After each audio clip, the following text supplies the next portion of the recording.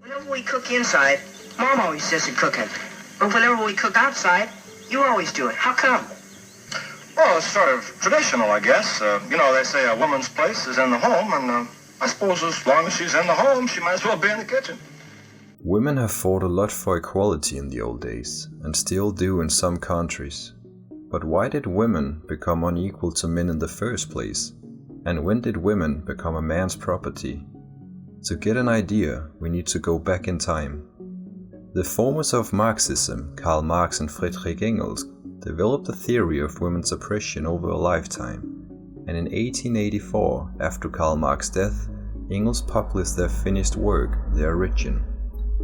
The book was heavily influenced by a 19th century anthropologist called Louis Henri Morgan, who published a 506-page volume called Ancient Society in 1877, which was the first attempt to understand the evolution of human social organization. Lewis discovered through contact with the Iroquois Indians in upstate New York a family system which took a completely different form than the modern family he knew.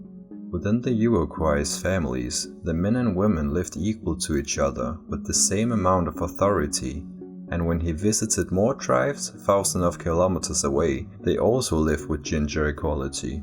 This led him to argue that gender inequality around the world not were caused by the biological difference between a man and woman, but was a misconception evolved with time. Step by step, as he compared, in ancient times a fish was artificial food, because it would never be food if we never invented fire.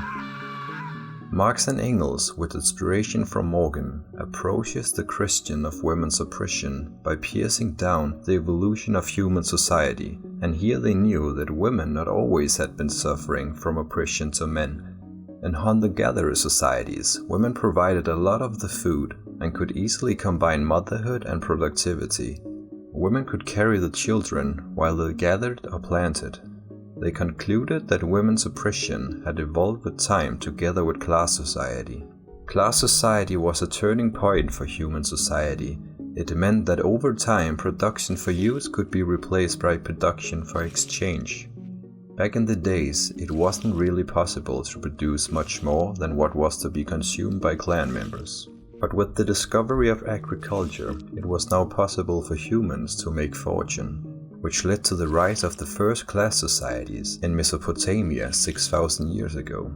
Agriculture and private property became the main way of living, and the men took charge of the heavier agricultural jobs like plowing due to their biological increasing strength, and due to the difficulty for women to combine motherhood with the new working opportunities.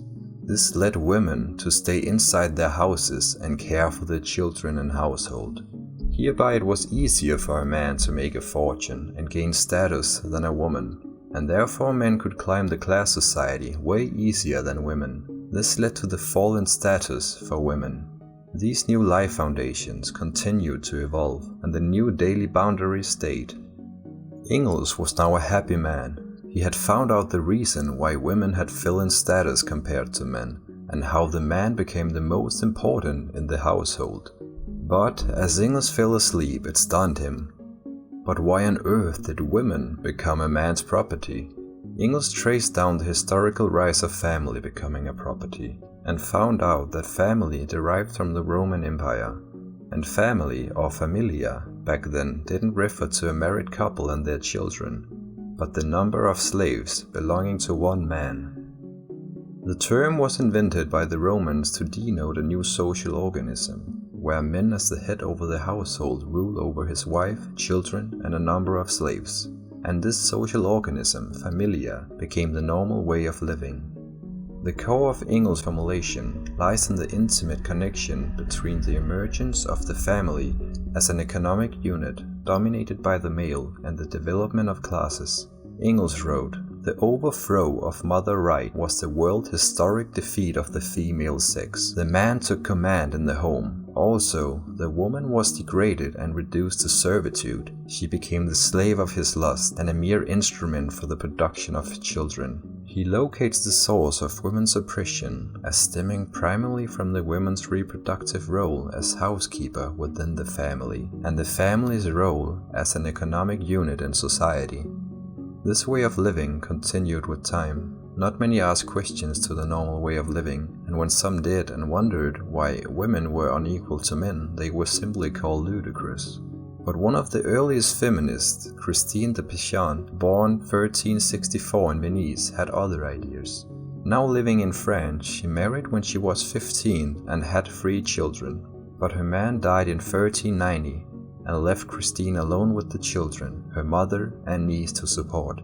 In the need of money, Christine started writing books, and within 3 years she became a famous writer.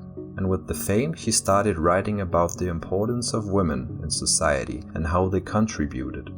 In her most famous book, The Book of the City of Ladies, she states that the oppression of women is founded on irrational prejudice, and in her book illustrates a lot of famous and courageous women throughout history.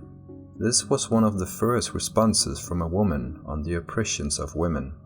This led to more women standing for their rights, well knowing they still had a long way to go. The United Society of Believers in Christ's Second Appearing, more commonly known as the Shakers, founded circa 1747 in England and organized in the United States in 1780. It was a sect who embraced community, activism, and equality for all humans around the world. And in the 18th century, women wasn't allowed to vote, get an education, own a property, or having any control of their income. But the oppression of women was soon coming to an end. Women would not be treated unequal anymore. They wanted to fight for their rights. The beginning of the fight to equality started with Elizabeth Cady Stanton, who was living home with her 7 children and was longing for a life outside home.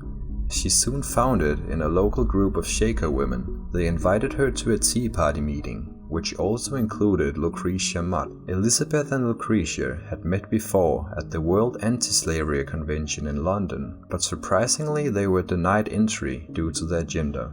It was during this tea party that Stanton lamented the injustice of women's inequality. Together with Lucretia Mott, she started a gathering in New York on July 19 and the 20th, 1848. This gathering was called the Seneca Falls Convention. It advertised itself as a convention to discuss the social, civil, and religious conditions and rights of women. Stanton and Mott were joined by 300 people, and at the convention, Stanton read her Declaration of Sentiments, a document which called upon women to organize and to petition for their rights. Stanton had edited the phrase from the Declaration of Independence. We hold these truths to be self-evident, that all men and women are created equal. And afterwards it echoed down the streets of New York. And the first wave of feminism and the fight for women's equality around the world had begun. In 1893, New Zealand became the first independent country to pass suffrage laws and granted women the right to vote, but still not the right to hold office in parliament. 13 years later, in the Grand Duchy of Finland, in 1906, women were for the first time in history granted the right to stand for parliament. And the first female parliamentarians were elected in 1907 in Finland, and they were so happy. With time, USA and other countries in Europe followed the example of women granting the right to stand for parliament. Today, we have come a long way since women increasingly lost their status and rights in class society, but still in some countries, women are not free and yet oppressed by men.